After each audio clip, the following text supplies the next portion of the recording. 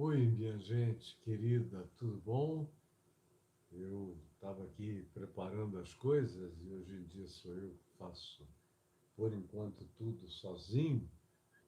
Nós estamos agora com um equipamento novo que o Edivaldo criou, mas ele é bem mais complexo do que aquele que o Braulio usava e nós vamos ter que treinar aí durante uns 20 dias, um mês, uns dois ou três novos ajudantes e para poderem operar esse equipamento e aí as coisas vão voltar no mínimo a ser como eram, mas com uma chance muito grande de, do ponto de vista técnico, melhorarem bastante.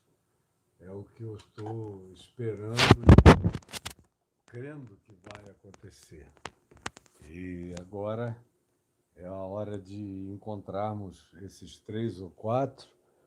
A gente vai precisar de provavelmente dois trabalhando aqui conosco e, por vez, um para fazer os cortes e um outro que fique incumbido da parte de som e todas essas outras coisas. Parece pouquinho, mas tem algumas complexidades quando você não quer fazer apenas uma transmissão do dedão aqui, entrou pau, como geralmente acontece. Eu sou uma pessoa condicionada aos tempos da televisão. Eu cresci me comunicando na televisão e depois meu ministério foi todo ele baseado em televisão, rádio e mídia e eventos grandes, imensos e outros bem qualitativos de treinamento de pessoas. Quem acompanhou durante décadas e décadas sabe exatamente do que eu estou falando.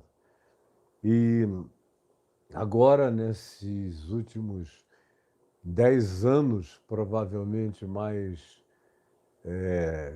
finais da minha vida, embora eu apenas faça a minha parte, e eu já expliquei aqui a vocês que esse período entre os 70 e os 80 anos, que é onde eu estarei nos próximos anos, é um período importantíssimo da vida da gente, especialmente se você mantiver a lucidez. E a minha oração diariamente diante do Senhor é que Ele me dê uma mente lúcida até o final dos meus dias. Eu gostaria muito de ajudar a todas as gerações que vierem enquanto eu esteja vivo e depois aquelas que virão após a minha morte. E eu quero deixar material para ser relevante durante várias décadas para frente, porque eu sei que vocês todos vão necessitar disso.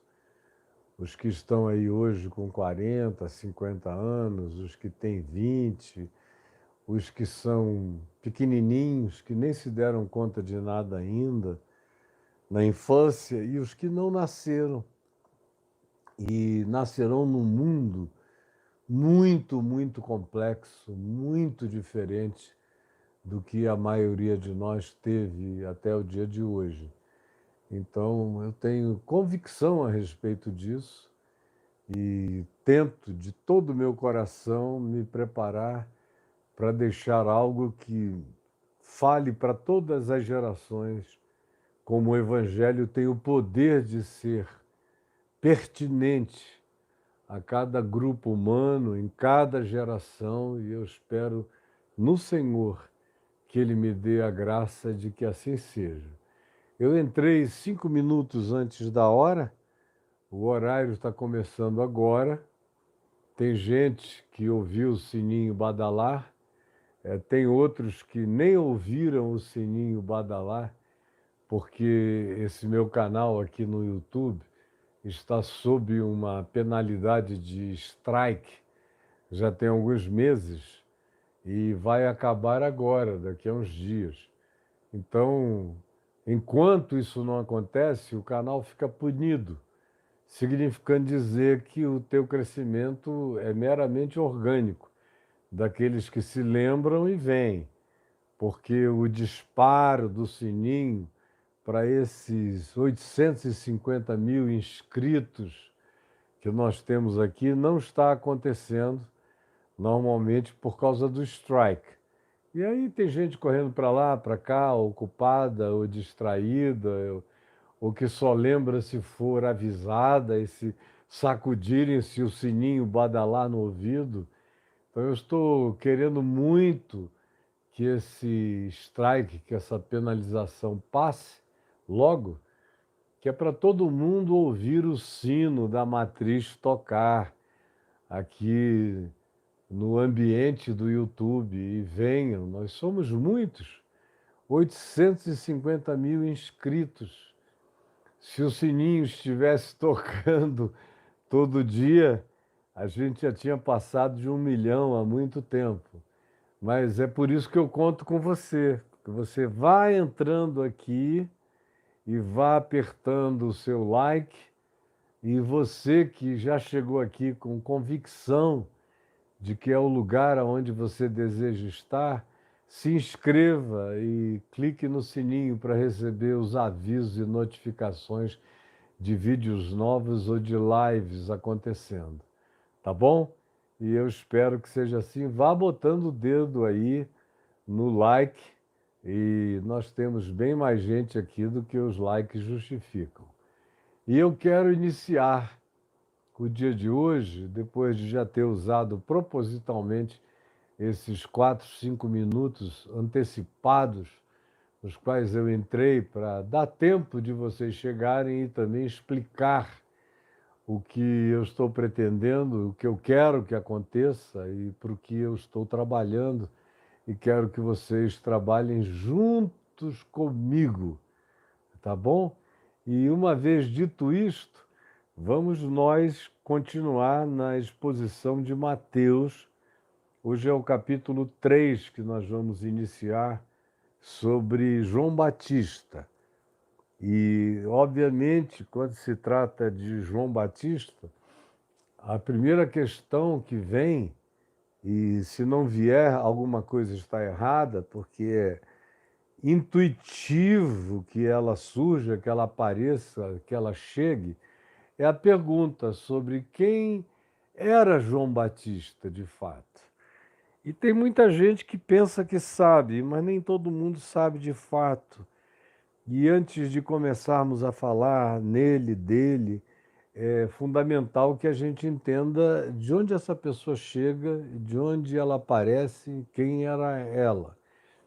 Ele, João, é primo de Jesus, filho de Zacarias e Isabel. Zacarias era uma pessoa da tribo de Levi, que cumpria, portanto, como todos os da família, da tribo de Levi em Israel, cumpria-lhes os turnos dos processos sacerdotais no templo, nos cultos dioturnos, 24 horas de culto. E Zacarias era um desses serviçais litúrgicos, desses sacerdotes do templo, desses imoladores de sacrifícios, desses proponentes de oração, e que não estavam lá o tempo todo. Como eu disse, eram turnos, havia revezamento. E aí, nas folgas, que não eram exatamente curtas, eram espaçadas, havia muitos sacerdotes para entrarem na engrenagem do revezamento. Os sacerdotes, como no caso de Zacarias, tinham um tempo maior de estada em casa, na vida com a família, e ele era casado com essa mulher Isabel, que era parenta, prima de Maria, mãe de Jesus.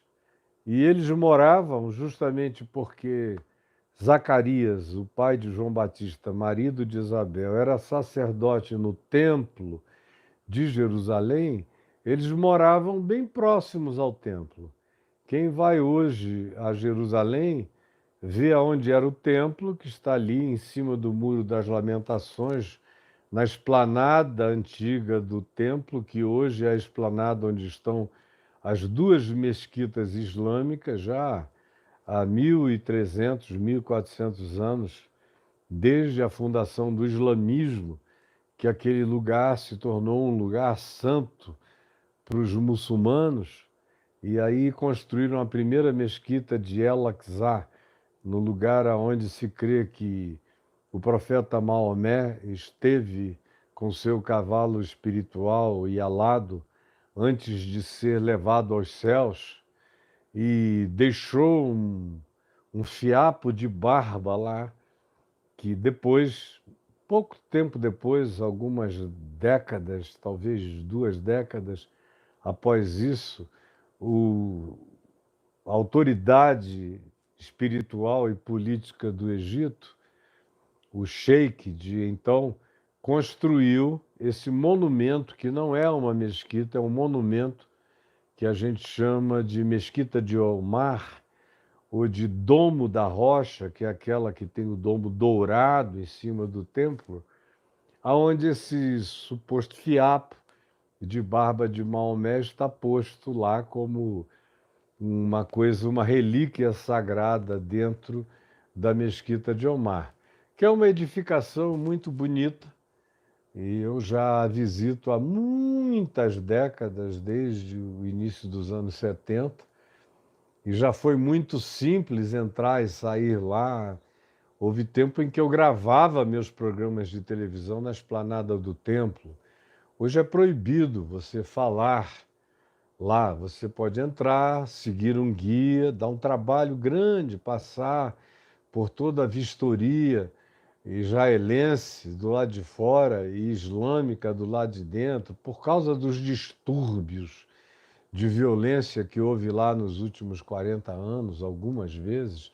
Então, ficou um lugar meio complicado de entrar e, em geral, os que vão lá são os que estão fazendo a viagem pela primeira vez. Macacos velhos como eu, que já foram centenas de vezes àquele lugar, eu já me poupo de ir, só digo para o pessoal novato ir, mas eu mesmo os espero do lado de fora e falo o que tem que ser falado em lugares onde não tem risco de interrupção. Houve um tempo em que eu entrevistava, inclusive, as autoridades maiores das mesquitas. Então, fecha esse parêntese, e eu disse isso tudo sobre a localização para mostrar a razão de Zacarias, pai de João Batista, e Isabel, a mãe dele, morarem próximos do templo. Quem vai hoje lá e vê a esplanada do templo, tem um espaçamento entre aquele lugar e o Monte Sião, e logo depois você anda um pouco mais e chega nos monumentos, às descobertas dos textos de Qumran, dos manuscritos do Mar Morto, e logo ao lado você tem a maquete de Jerusalém dos dias de Jesus, e andando um pouco mais adiante você chega no monumento aos 6 milhões de judeus mortos, chamados de Yad Vashem. Esse monumento, que está num lugar lindo nas montanhas, de onde você vê um vale que hoje em dia é completamente verde, porque foi todo replantado. Eu mesmo plantei umas 4 ou 5 mil árvores naquele lugar com os grupos que me seguiam até lá, de modo que eu tenho uma pequena participação no esverdeamento da região, do lugar onde a tradição diz que João Batista nasceu e Zacarias e Isabel viviam, que é chamado de Ein-Karen. E é um lugar onde tem uma fonte, em hebraico, designa essas fontes naturais de água naquela região. Era uma fonte importante, é importante até o dia de hoje. E o lugar que já foi um lugar que ficou abandonado por muitos anos e foi objeto da construção de alguns templos, já desde os dias do imperador Constantino, que Helena, mãe de Constantino, procurou esses lugares de tradições sagradas e há monumentos antigos em memória de João Batista e de sua família nesse lugar chamado Encarem. Mas com o passar dos anos e depois que o povo de Israel voltou para a região em 1948 e todo o processo de rearborização começou, o lugar se transformou num lugar cult, num lugar que, por exemplo, em São Paulo faria parte de alguns dos jardins paulistas, um lugar bem cult, elitista, especialmente do ponto de vista cultural e do ponto de vista artístico. É um lugar onde moram muitos artistas, escritores, pensadores, filósofos, cientistas, judeus habitam aquela região ultra charmosa, cheia de restaurantes agradabilíssimos, com uma visão de um vale encantador e Jerusalém em cima. É muito bonito, é muito agradável, é um dos lugares que eu mais gosto de estar. Então, feita essa ambientação, para mostrar que o Zacarias, o pai de João Batista, morava naquela região muito certamente, inclusive por causa da proximidade do templo e do trabalho, dos turnos dele. Se ele morasse numa cidade longínqua, ia ser uma coisa muito trabalhosa, de modo que ele morava fora dos muros, mas no ambiente da cidade de Jerusalém, com uma facilidade enorme para acessar o templo. Isto dito, vem a história. E a história está melhor narrada do que aqui no Evangelho de Mateus, no capítulo 3, ela é melhor narrada no Evangelho de Lucas, melhor do que em qualquer dos outros 3 evangelhos. Todos eles trazem aspectos complementares do nascimento de João Batista, mas Lucas é o mais primoroso, foi quem fez a melhor e a maior pesquisa. Ele próprio inicia o evangelho dele dizendo que, conquanto muitos tivessem empreendido várias narrativas sobre os eventos, ele diz, que entre nós se passaram, eu achei por bem lhes dar a conhecer, depois de acurada e exaustiva investigação dos fatos, desde as suas origens, pesquisando e entrevistando personagens que foram testemunhas oculares dos acontecimentos, me passou como algo utilíssimo organizar esse material e dá-lo em ordem para todos aqueles que tenham interesse em saber o que entre nós aconteceu. E assim começa o Evangelho de Lucas, e ele não nega a acurácia que ele tentou colocar no processo de investigação para cronologização da história e das sequências, conforme a gente encontra no Evangelho de Lucas. E no Evangelho de Lucas, não só o nascimento de Jesus é ultra bem documentado, assim como aqui em Mateus também o é, mas o de João Batista é incomparavelmente melhor documentado. E a narrativa de Lucas, que é fundamental para nós aqui, diz que, conquanto Isabel, já idosa, a prima de Maria, já tivesse entrado na menopausa, já tivesse cessado os tempos menstruais, e ela já tivesse perdido a fertilidade, tanto ela quanto seu marido gostariam muito de ter sido pais, até que essa vontade silenciosa no coração, porém constante, que não dormitava, que não cessava, que estava sempre ali, um dia foi objeto de uma intervenção divina. Quando Zacarias estava no templo de Jerusalém, cumprindo o turno do seu sacerdócio, nas oferendas, nas liturgias do lugar, ele foi visitado por um anjo do Senhor, uma criatura supradimensional, ou intradimensional, ou interdimensional. Assim são os anjos. Essa expressão, como eu tenho exaustivamente dito, designa apenas um mensageiro, quem leva um recado, uma palavra. É isso que a palavra anjo significa, tanto em hebraico quanto em grego, quanto também em aramaico. É o mesmo significado. É um ser de outra dimensão a serviço dos propósitos mais elevados de Deus, trazendo uma mensagem profética, ou de ânimo, ou de consolação, ou de exortação, ou de informação, como aqui no caso de Zacarias, que estava no templo e recebe aquela visão. Aparece aquele ser que para ele não deixa a menor dúvida que não era da presente ordem de coisas. Não era um humano, não era nada que a gente identifique com a criação natural aqui à nossa volta. Para ele não restou dúvida, tanto pelo modo como aconteceu, pelo aparecimento daquele ser, daquela criatura multidimensional, naquele ambiente fechado, onde não havia acesso para a maioria das pessoas, exceto para quem estava cumprindo o seu turno sacerdotal.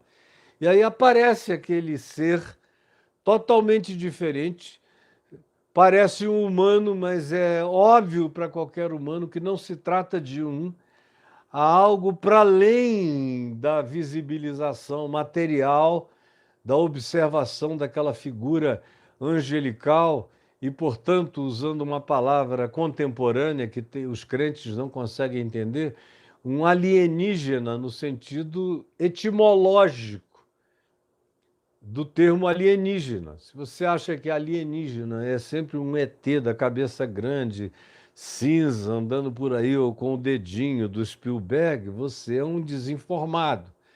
A Bíblia tem mais criaturas de outras dimensões participando das narrativas e provocando as narrativas, tanto do Velho quanto do Novo Testamento, do que qualquer ação humana. Quase todas as ações narradas com importância universal na Bíblia, Velho e Novo Testamento, foram produzidas, induzidas, provocadas, emuladas por seres de outra dimensão que a gente apelidou primitivamente por causa do resultado dos encontros, que era quase sempre um anúncio, uma mensagem, um aviso, alguma coisa assim.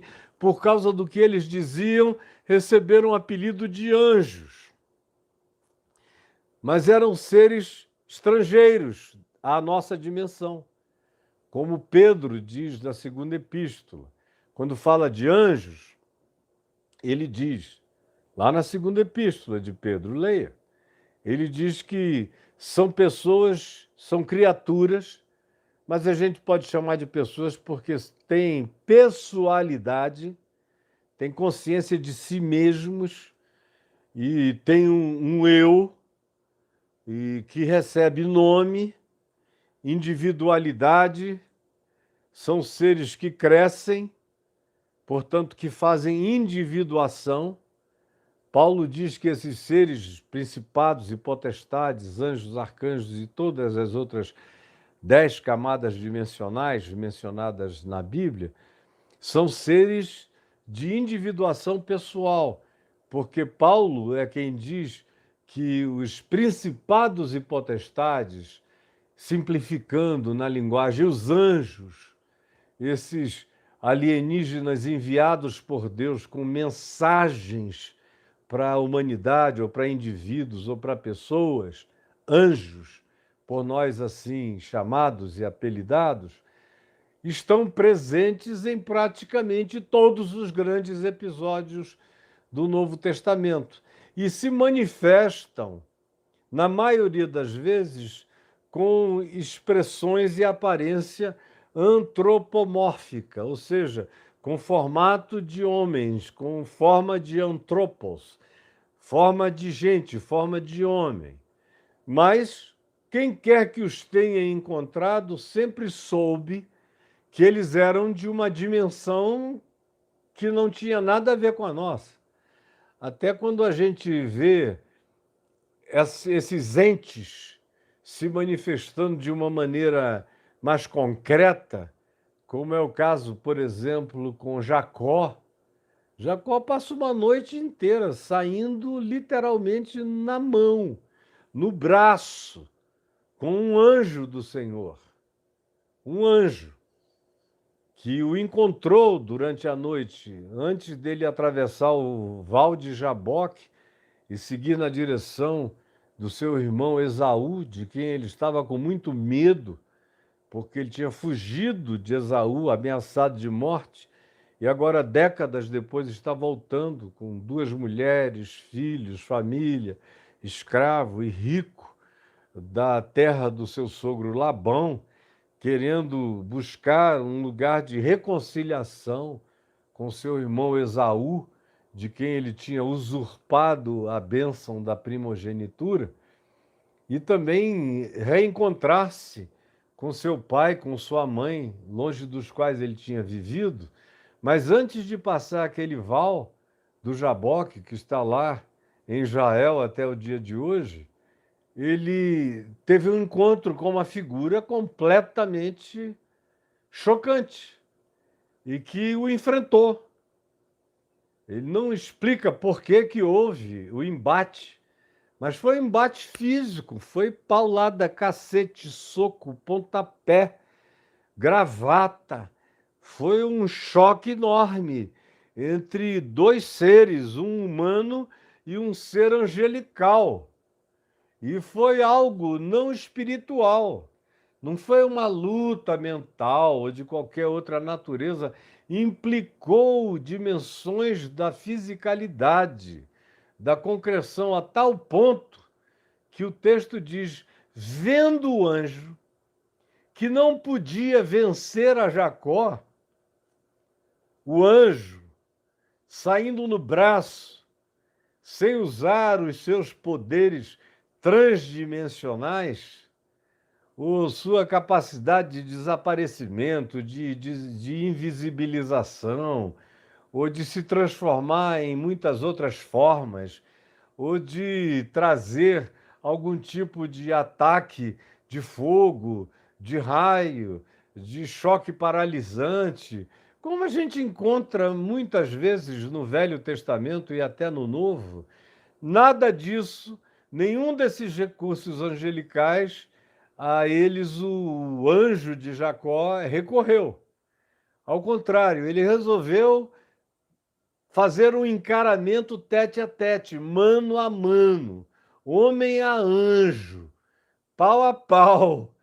E ao final de uma luta que durou a noite inteira, o texto de Gênesis nos diz que quando o sol nascia pela manhã, lá em Gênesis 32, quando o sol começava a despontar sua luz, vendo o anjo que não podia vencer a Jacó, tocou-lhe no nervo da articulação da perna esquerda, aqui em cima, na junção superior, nas proximidades do fêmur, tocou desse nervo da articulação da coxa. E Jacó experimentou uma paralisia na perna. E aí o anjo ameaçou retirar-se, e Jacó disse: eu não te deixarei ir. Se tu fores, tu irás comigo agarrado a ti. Porque Jacó tinha convicção absoluta de que se tratava de um ser de uma dimensão superior. Eu não te deixarei ir se tu não me abençoares. Jacó tinha todos os pecados do mundo, mas tinha uma coisa nele que é rara. Ele cria de todo o coração na bênção de Deus. E ele tinha cometido, inclusive, enganações por causa da bênção de Deus. E agora, no episódio do anjo, ele agarrado ao anjo diz: não adianta, eu estou aqui com a perna esquerda meio paralisada, manca, mas eu não te deixarei ir, se tu não me abençoares. E o anjo do Senhor o abençoou, dizendo: tu não te chamarás mais Jacó, o enganador, o que busca suplantar os outros, o estrategista, cheio de imaginações vantajosas. Tu já não serás mais Jacó, que significa o suplantador, o enganador, o dissimulador. Tu não serás mais assim, mas tu serás chamado daqui para frente de Israel, que significa príncipe de Deus, porque com os homens e com Deus tu lutaste e tu prevaleceste. E é mais adiante que a gente lê nos profetas a afirmação explícita de que Jacó lutou com o anjo. Há outros lugares onde diz que ele lutou com Deus no anjo e lutou com o anjo em Deus. E o Salmo 8 é que nos dá essa razão pela qual um humano pode ficar numa situação eventual de quase pé de igualdade com essas criaturas de outra dimensão que a gente apelida de anjo, que são essas figuras de outros mundos, de outras energias, de outras civilizações que precedem a toda a criação da terra, dos humanos, de qualquer vida. Como diz Provérbios 8, essa categoria de criaturas e de criações estavam presentes desde antes da criação do espaço-tempo, desde antes da criação desse universo linear espaço-temporal. Eles se alegravam, diz Provérbios 8, ao verem a sabedoria do Criador criando todas as coisas do universo que nós próprios estudamos e nele ficamos perplexos. Mas o Salmo 8 diz: fizeste o homem um pouco menor do que os anjos, um pouco menor do que os anjos, e de glória e de honra tu o coroaste, falando de nós. Fomos feitos um pouco menor do que os anjos. Então, a inteligência humana, a espiritualidade humana, a capacidade humana, a chance da aquisição de sabedoria pelos humanos, de intuição divina dos humanos, é algo tão extraordinário que o Salmo, que foi lido por Neil Armstrong, quando o homem pousou na Lua a primeira vez, diz isso, o Salmo 8. Fizeste-o, no entanto, um pouco menor do que os anjos, e de glória e de honra tu o coroaste, se referindo a nós. E aqui, no nosso caso, eu estava falando de Jacó, só para ilustrar a natureza da manifestação de alguns desses anjos. E eu estava falando anteriormente de Zacarias no templo, que viu aquela figura humanoide, diferente, sublime, que tinha expressões humanas, mas não era um humano, a ponto de que Zacarias o reconhece como um ser de uma outra dimensão aqui presente, que saiu do seu domicílio, como Pedro diz na segunda epístola dele, e atravessou para a nossa dimensão, por ordem divina. O Judas, irmão de Jesus, na epístola única dele, diz a mesma coisa. De seres que habitam outras dimensões, outros domicílios, outras moradas, e que recebem permissão de Deus para entrar na nossa ou não. Mas isso é assunto para a gente discutir em outra ocasião, não hoje. O fato que eu quero acentuar é a relação do nascimento de João Batista com a abertura da dimensão espiritual e o anúncio angelical, o anúncio extraterreno, extraterrestre, o anúncio multidimensional, o anúncio do interesse de todas as criaturas lúcidas do universo no que aconteça e no que acontece na sequência da história humana. E também haverá a ocasião, quando eu for falar do Área 51 do Evangelho, eu vou falar muito sobre essas outras dimensões para a gente entender o que está acontecendo entre nós, mas eles são frequentíssimos em todas as narrativas bíblicas. Você pegue o Velho Testamento desde Gênesis, no capítulo 3, e você vê essas criaturas lá. Vê na serpente, que é um ser alienígena, discutindo filosofia de bem e do mal, de epistemologia e interpretação da realidade com Adão e sua mulher. Ou a gente vê lá em Gênesis mesmo, quando o caminho da árvore da vida é obstaculado para que os humanos não comam do fruto e existam como seres imortais e perdidos na sua imortalidade imutável para sempre. A graça de Deus, portanto, bota um querubim impedindo a passagem humana para aquele portal até o dia de hoje. O que é graça divina, para que não nos fosse tirada a bênção salvadora do morrer. Morrer é maravilhoso, por isso em Cristo a gente aprende. E com Paulo isso fica bem explicitado de que morte e vida se transformaram na mesma coisa. Tanto faz, viver é Cristo, morrer é lucro. Tanto a vida quanto a morte são feitas para nós, Paulo diz aos Coríntios. Tudo é vosso, seja vida, seja morte.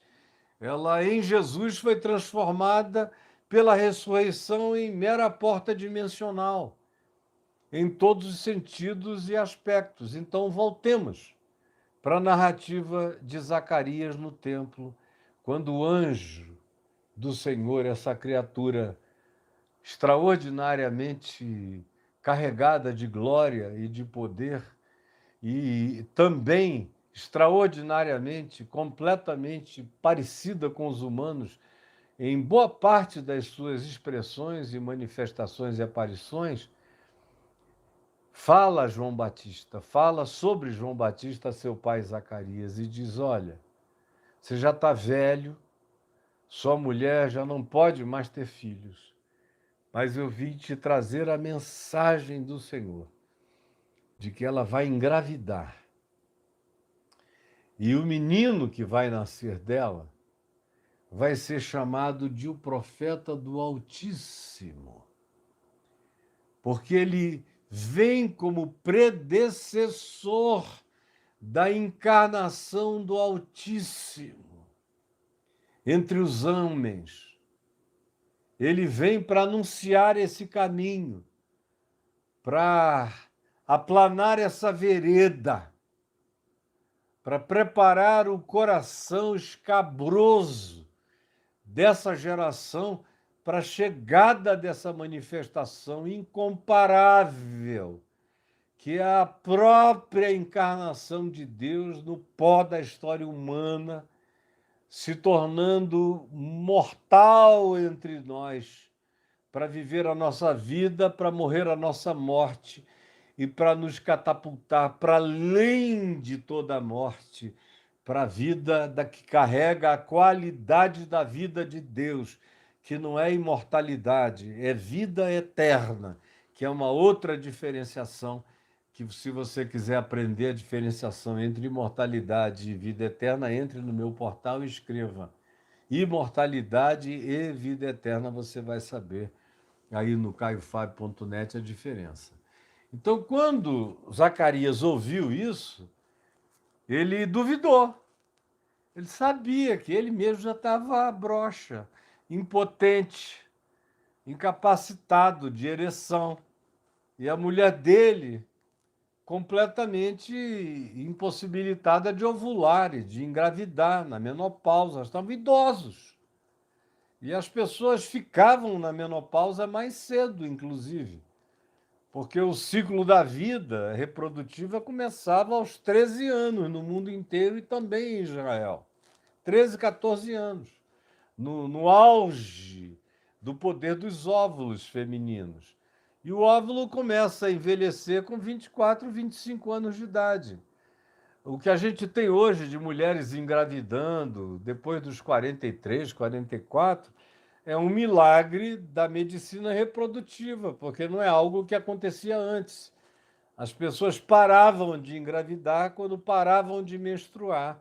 E o período da utilização a qual o corpo já tinha se condicionado sobre a reprodutividade feminina estava entre os 13 e os 25, 30 anos de idade. O que passava disso já começava a entrar na ordem da inusitabilidade ou daquelas coisas diferentes que não eram as do cotidiano. Então, Zacarias riu. Zacarias deu uma gargalhada na frente do altar, na presença do anjo. Falou: ó, esse negócio aqui não tem guindaste que ponha para cima. Ele gargalhou da impotência dele e da suposta inadvertência ou ignorância angelical, dizendo: você vai gerar um filho, e sua mulher Isabel, na velhice, vai ficar grávida. Você é um Abraão contemporâneo e você vai produzir um profeta maior do que Moisés, que vai nascer de ti e que vai anunciar um caminho completamente novo, um caminho que Israel nunca conheceu, nem sequer conseguiu imaginá-lo com clareza, exceto alguns profetas. Fora isso, ninguém. E ele, o teu filho, vai nascer como esse Moisés da nova era da graça de Deus do mundo, como predecessor do Cristo, do Messias. E tu vais ver. E Zacarias falou: olha, de jeito nenhum isso vai acontecer. Eu conheço meu corpo, a mim mesmo, minha fraqueza, minha impotência e da minha mulher. E gargalhou com incredulidade no coração. E o anjo disse: olha, não duvides de Deus, porque não existe nada impossível quando o impossível é engravidado por uma promessa de Deus. Não existe nada impossível quando o impossível é engravidado por uma promessa de Deus. Repita comigo: não existe nada impossível quando o impossível é engravidado por uma promessa de Deus. E você está recebendo a promessa de Deus, mas está se concentrando e gargalhando em cima da impossibilidade humana. Você está sendo escolhido justamente porque é impossível, é totalmente improvável, é contra o fluxo das coisas. E para que ninguém se glorie, e para que todos saibam, a partir de você, da sua mulher e da sua própria casa, que o que está acontecendo contigo e com ela e a criança que daí há de virá é alguém especial, é que isso vai acontecer fora da hora, fora da época, fora das possibilidades, na ambiência da impossibilidade, é que eu estou semeando essa promessa de Deus que vai se cumprir. E você vai ser instrumento disso, e sua mulher também. E porque tu riste e não duvidaste da promessa de Deus, tu vais ficar mudo. Não vais poder nem falar sobre o assunto. Tu vais chegar em casa e vais procurar a tua mulher. O susto é que o teu pênis vai subir com potência, ela vai se aguar de desejo, vocês vão se relacionar e ela vai te dar notícia daqui a um mês de que ela está grávida. Será uma idosa grávida, um sinal de que a palavra de Deus não envelhece. A promessa de Deus nunca caduca. É a gravidez da idosa, é a potência do velho, como foi com Abraão e com Sara, está sendo agora no começo desse novo tempo, no cumprimento das palavras mais esperadas e aguardadas e sonhadas por todos os profetas e por todos os que tiveram a intuição da presença de Deus entre os homens. Mas, enquanto isso, tu vais assistir os 9 meses da gravidez impossível da tua mulher em estado de mudez. Tu vais cair nesse mutismo, não vais conseguir falar. E foi o que aconteceu na mesma hora. Zacarias perdeu a capacidade de expressão vocal, oral, falava por gestos, ou escrevia o que estava pensando ou querendo dizer. Tanto é que ele volta para casa, tudo isso veio acontecer, a mulher dele engravida em total impossibilidade. Quando chega a hora da criança nascer, e eles começam a discutir sobre o nome que a criança receberia, e alguém propôs um outro nome. E Zacarias interrompeu, já que não podia falar, interrompeu e pediu uma tabuinha e escreveu na tabuinha: João é o seu nome. Virou e disse: está aqui, esse é o nome do menino. Aí disseram: mas não tem ninguém com esse nome na tua família, nem na tua ascendência. Ele disse: João é o seu nome. Não discutam, esse é o nome dele. E assim nasce João Batista. Antes disso, no meio da história, quando Isabel já estava com 6 meses de gestação, de gravidez, lá na Judéia, em Encárem, e a criança estava já plenamente formada no ventre dela, Maria, mãe de Jesus, vai, com 3 meses de gravidez, de Nazaré, na Galiléia, na Alta Galiléia, até a Judéia, na cidade de Encárem, visitar a sua prima, passar um pedaço da sua gravidez lá. Ela faz essa viagem que não era curta e ficou com Isabel, mas quando ela chega de longe, ao ver Isabel, ela a saúda: oi, prima, salve, olá, como vai? Shalom. Quando Maria ouve a voz, quando Isabel, desculpem, ouve a voz de Maria, a criança, João, ainda que nem possuía ainda nome, no ventre dela, se estremeceu toda de alegria, saltitou como um bezerro feliz no ventre dela, e ela ficou tomada daquele prazer eterno, daquela alegria indescritível, e correu para abraçar Maria e disse: meu Deus, de onde é que me provém que me venha visitar a mãe do meu Salvador?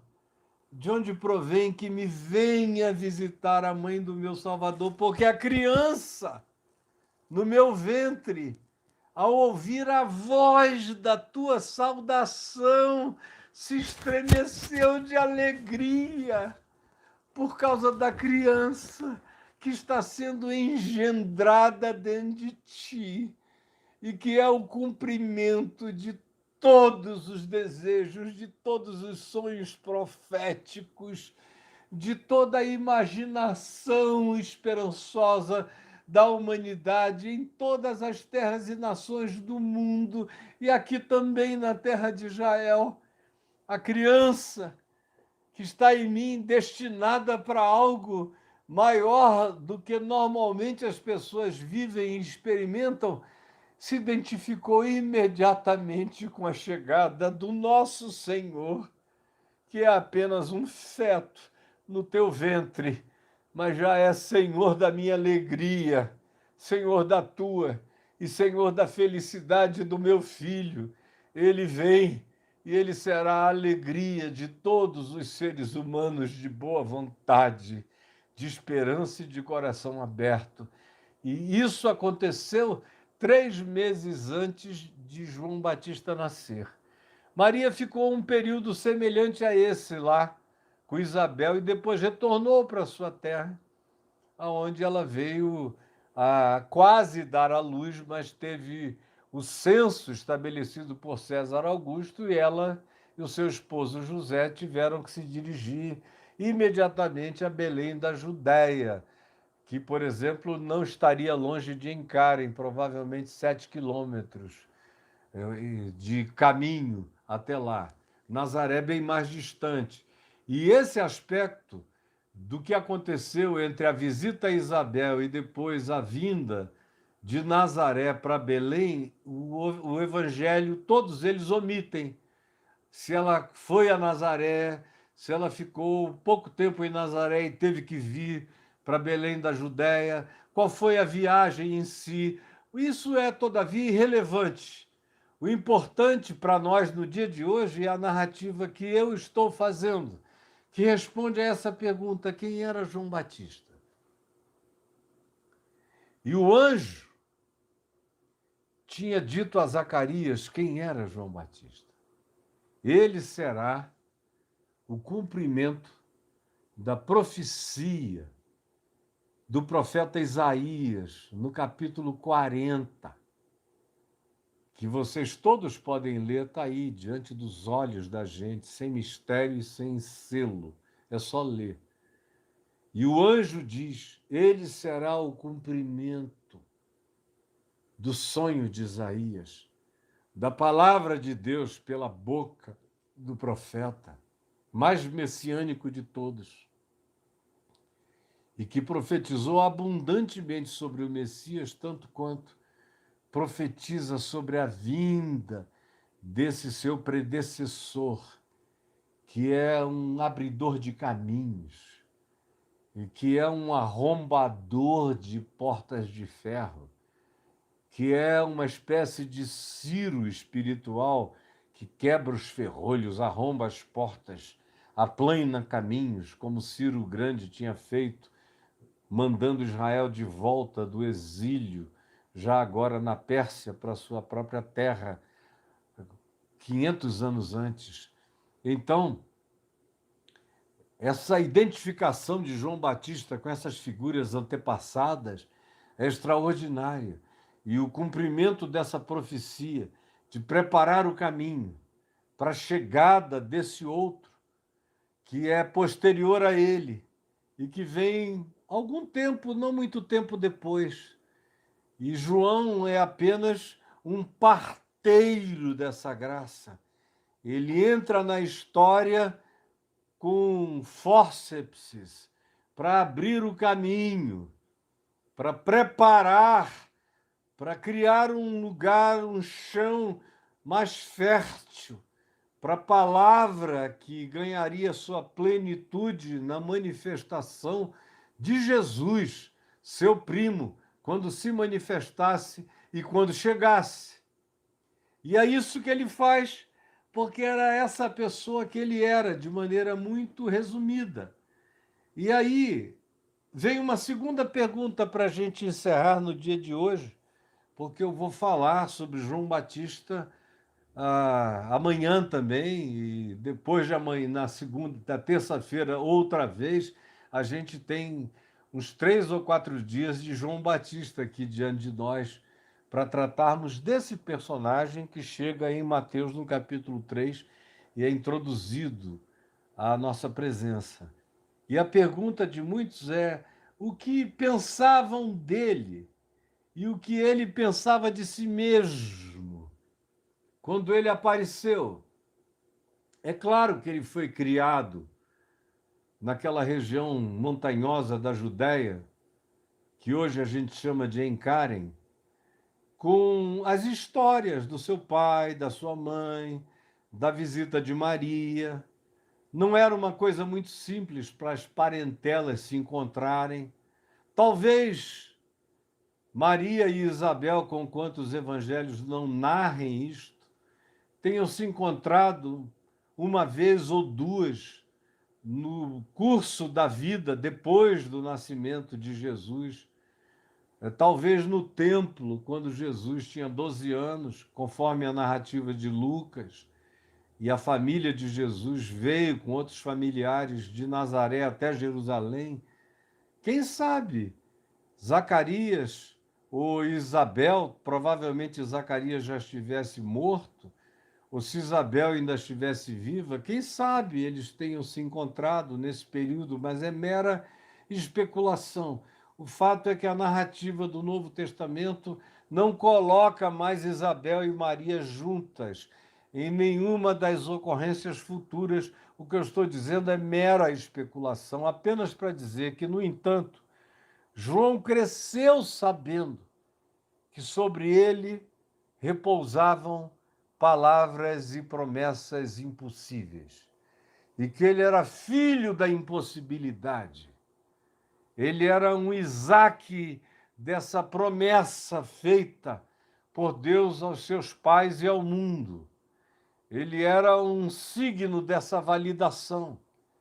Isso cresceu tão impregnado nele que ele próprio se dedicou a uma vida celibatária, uma vida eunuca, uma vida de nazireu, que era uma figura do Velho Testamento, completamente consagrada a Deus, que não casava, tinha uma dieta totalmente diferente, não se alimentava como todos os homens, não comia carne, não bebia vinho, não comia uma quantidade enorme de alimentos, mesmo quando eram coxos, que o resto da religião judaica comia, mas ele assumiu para si essa persona do nazireu do Velho Testamento e vive não só uma existência completamente diferente, a gente não pode dizer que ela era vegana, porque ele comia carne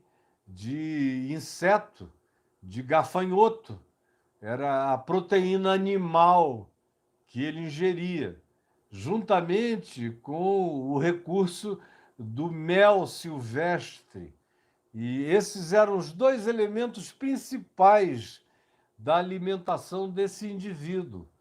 Gafanhoto, o que ainda será na humanidade, já é no Oriente um prato, uma especiaria abundante no Oriente da Terra, mas eu antevejo que no futuro humano, se a gente quiser parar com o consumo de tanta carne animal e com todo o mal que isso faz aos nossos corpos e ao meio ambiente, ao clima, nós teremos que recorrer daqui a alguns anos a uma dieta cada vez mais carregada de insetos. O futuro alimentar da humanidade estará cheio de proteína de insetos. Vocês não têm a menor dúvida disso, com fritadas de todos os tipos, ou cozidos, ou enxertos, ou alimentos feitos com outros materiais e enxerto de comida feita de insetos.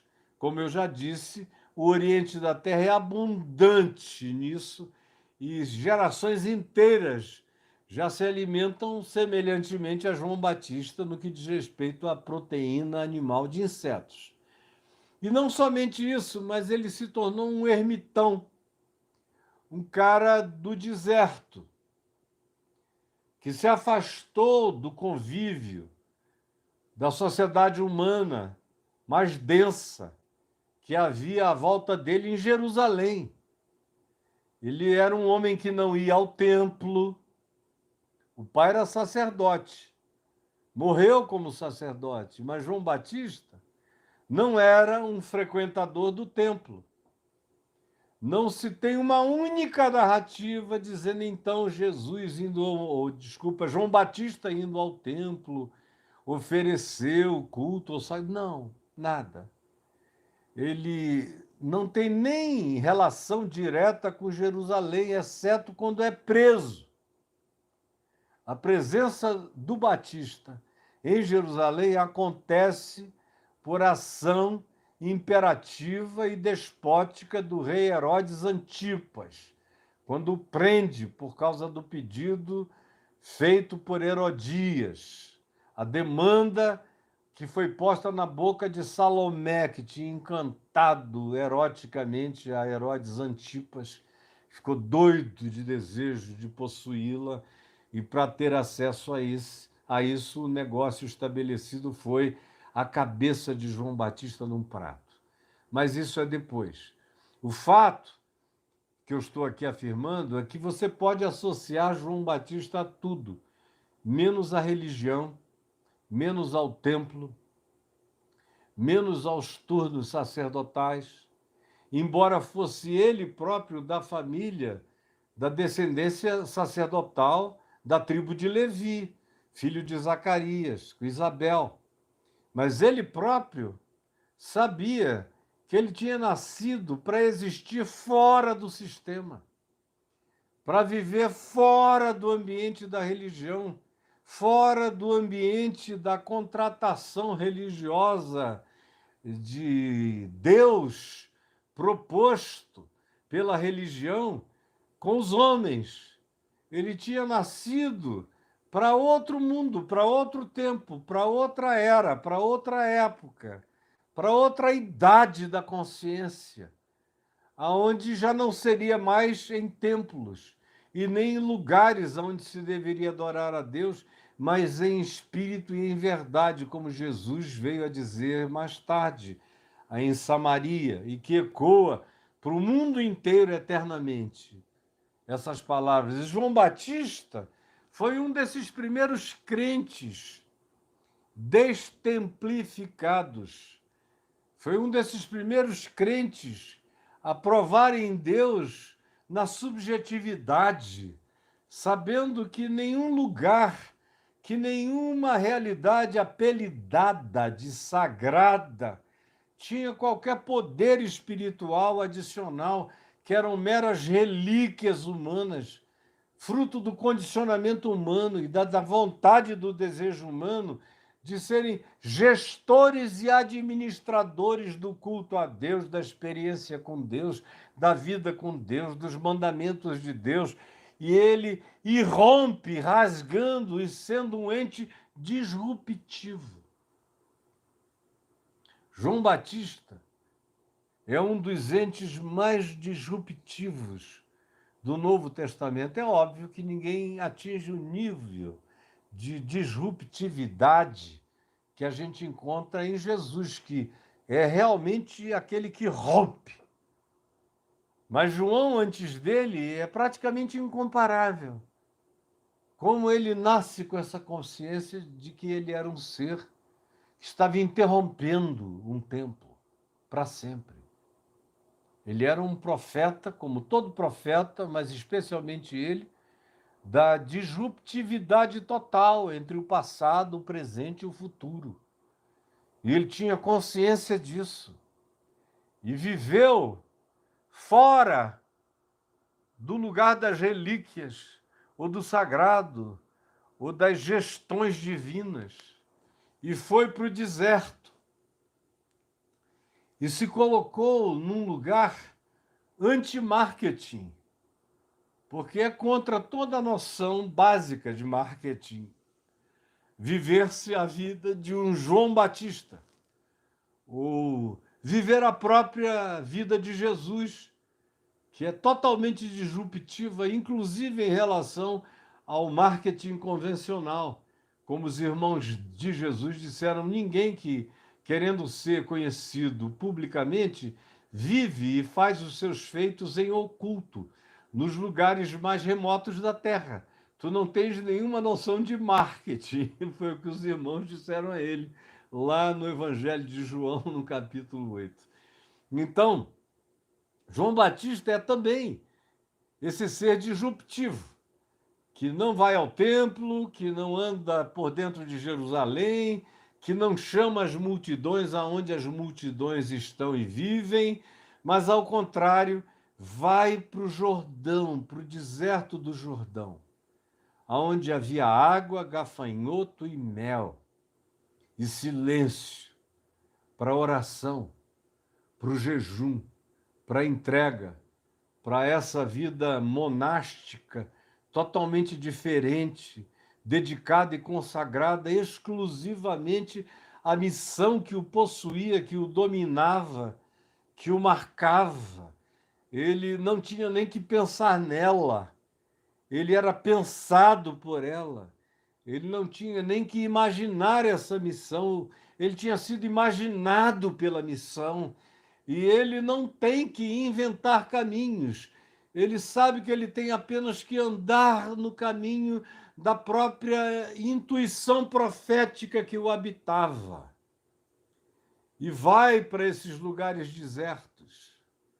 E de um em um, de maneira orgânica, a existência desse ser do deserto começa a ser divulgada nas cidades, nas aldeias, nas vilas, nas circunvizinhanças do Jordão, tanto em Jerusalém, como em todas as aldeias e cidades adjacentes e menores, como também do outro lado do Jordão, nas cidades pagãs, nas decápolis, das cidades que existiam, herança dos gregos e agora apropriadas pelos romanos, aldeias e cidades extraordinárias. Você visita as ruínas de algumas delas até os dias de hoje, tanto na Jordânia atual, como na parte sul do Mar da Galileia, em Bet-Semes, por exemplo,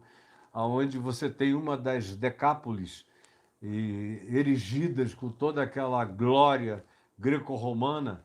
A mesma coisa em Gerasa, na Jordânia, na terra do Gerazeno, do Gadareno, uma das ruínas mais lindas de se visitar, bastante preservada, que reconstrói a imagem do cenário do primeiro século extraordinariamente na cabeça da pessoa.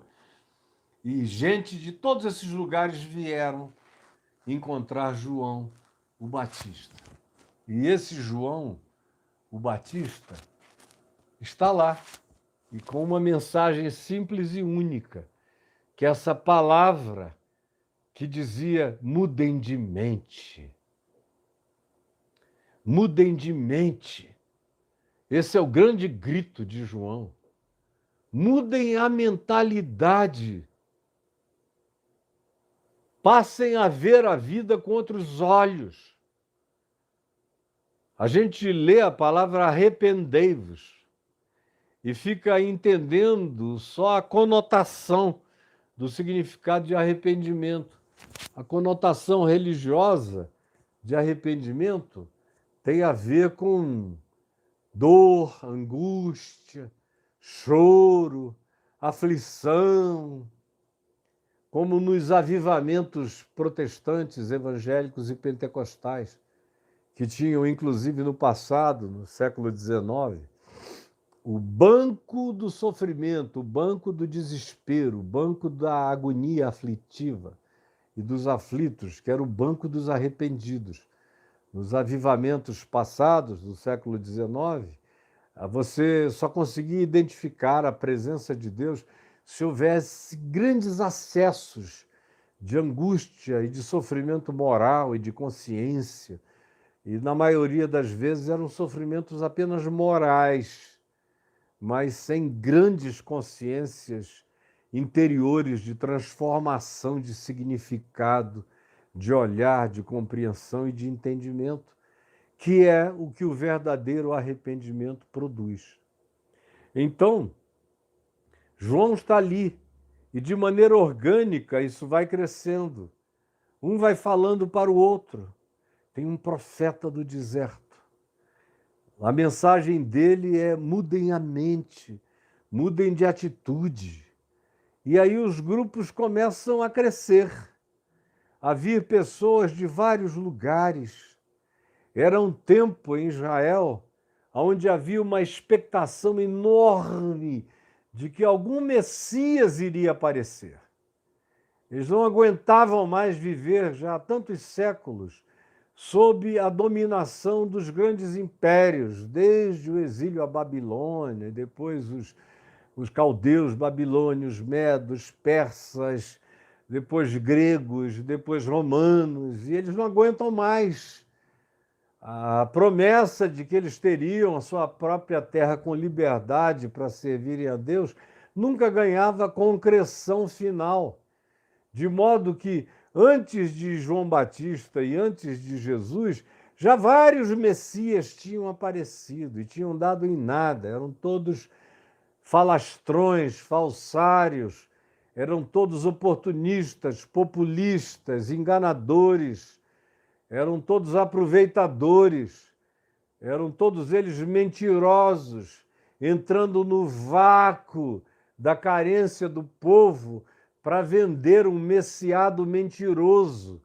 Mas todos eles tinham acabado em nada, morriam e os seus discípulos se dispersavam e o assunto e a temática acabava até aparecer um outro. Então, Jesus aparece nessa eclosão de supostos messias, e João Batista está ali, de modo que quando ele começa a falar, tem um monte de gente que diz: o Messias chegou. O Messias chegou. E essa é a questão que é levada a João: escuta, dize-nos, o Messias chegou? Qual é o significado da tua vida e da tua mensagem? Qual o significado? São as perguntas que a gente vai ler sendo feitas a João Batista no Evangelho de João, no capítulo 1, especialmente, onde há uma sucessão de questões colocadas para João. E eu não vou falar sobre isso, porque é o que eu vou falar a vocês na terça-feira, com a graça de Deus, quando nós retornarmos. Eu espero que você divulgue essa mensagem, essa oportunidade de crescer no Evangelho, na compreensão, no Novo Testamento, para deixarmos de sermos filhos da ilusão e passarmos a sermos pessoas da consciência, da esperança verdadeira e que carrega significado. Convide os amigos, as amigas, convide todo mundo. Você tem esse botão de compartilhamento e não saia daqui sem deixar o seu like. E se você veio hoje pela primeira vez, se inscreva no canal e aperte o sininho e vamos andar juntos, com a graça de Deus, aprender o Evangelho juntos. É o que eu estou fazendo e farei com toda alegria para todo aquele que tiver a perseverança de vir aqui, não numa ação de sorteio. Deixa eu ver o que o Caio estará falando hoje. Você já sabe o que eu vou falar nos próximos anos, provavelmente. Eu só vou parar de falar no Evangelho de Mateus quando chegarmos ao último versículo do capítulo 28. Até lá, se você não quiser saber de aprender o Evangelho, nem o Novo Testamento, não precisa vir aqui. Mas se você quiser aprender o Evangelho para não ser mais enganado, nem ser filho das manipulações, nem dos medos, nem dos pânicos, nem das induções, venha todo dia, com coração humilde, e assista e ouça e leia, e entenda, e compreenda para você mesmo, e compartilhe com outros, e ajude uma quantidade enorme de pessoas a ficarem livres do engano que só acontece quando o Evangelho de Cristo se torna a pedra de mensuramento de todos os significados dentro do nosso coração. Não saia sem botar o seu dedinho no like, faça isso agora, chegue junto, convide as pessoas e eu espero você no nosso próximo encontro, na terça-feira que vem, aqui no nosso Papo de Graça. Jesus, que essa palavra meramente narrativa tenha trazido alguma edificação, alguma palavra, no mínimo uma frase que tenha engravidado a fé no coração de muita gente. E eu te imploro por aqueles que ainda ouvirão, permite que o número dos que terão acesso cresça muito e que cada um aqui se torne um instrumento voluntário dessa divulgação, chamando os amigos para irem ouvir João Batista nos desertos do Jordão. Como nós estamos aqui, com essa palavra disruptiva, como a de João, buscando preparar o caminho do Senhor no coração de milhares e de milhões de pessoas nessa geração. É o que eu te imploro, que o Espírito Santo faça agora, em nome de Jesus. Amém e amém. Aqui no YouTube você tem todos os links necessários. Neste link você encontra sugestões, outras plataformas para seguir o Caio e modos de contribuir com o ministério, com o meu ministério. Está aqui, caiofab.net/links. Clique aí, você vai ver todos os links, todas as ajudas que você precise para participar, para se engajar, para convidar outros e para nos ajudar, mantendo o nosso ministério atingindo milhares de pessoas, mudando mente e corações, porque eu não estou aqui para nenhuma ação de distratividade, nem de entretenimento. Eu estou aqui fazendo escolha cada dia mais pela porta estreita, pelo caminho estreito, aonde nem todos querem entrar, é pedagogia do Evangelho e nem todos querem receber, mas não me importa se eu tiver menos gente, mas se as pessoas que venham sejam todas dispostas a mudar a mente, a mudar o olhar, a interpretação da vida e a aprender isso tudo com Jesus, com o Evangelho puro e simples, que é o que vai nos impregnar, nos encher a vida e nos transformar o coração. Jesus, cumpre a tua palavra e a tua promessa, e que o Espírito Santo enviado engravide hoje, agora, milhares de pessoas, e no curso desses dias, com essa palavra da fé e com essa esperança de que tu não nos deixas, mas nos visitas geração após geração, com a palavra da profecia da tua fé e da certeza de que em ti, em Cristo, a nossa esperança não é vã. Em nome de Jesus. Amém e amém. Que Deus nos abençoe. Fiquem com Deus, botem o seu like, convidem os amigos, entrem no canal. Grande beijo em nome de Jesus. Amém.